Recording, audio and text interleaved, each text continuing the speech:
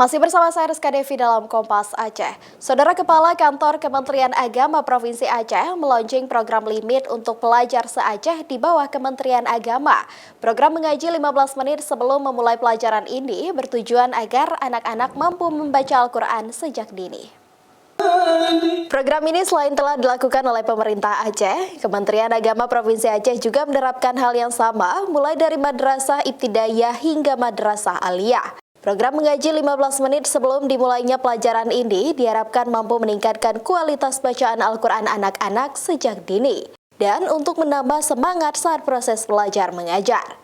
Nantinya program ini akan diterapkan di seluruh sekolah, baik madrasah maupun sekolah negeri. Untuk yang non-muslim juga akan diterapkan skema sesuai kepercayaan masing-masing untuk mengikuti program tersebut. Limit itu singkatan dari 15 menit bersama Al-Quran untuk anak-anak usia sekolah di seluruh Aceh. Jadi madrasah dan sekolah itu sama.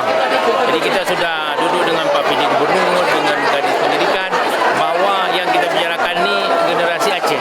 Apakah dia di madrasah atau di sekolah, 15 menit sebelum jam pertama itu dimulai dengan mengaji Al-Quran. Jadi semua siswa MI, SD, MTS, SMP, MAN, SMA dan SMK. Kita berharap ini bisa berjalan di seluruh Aceh.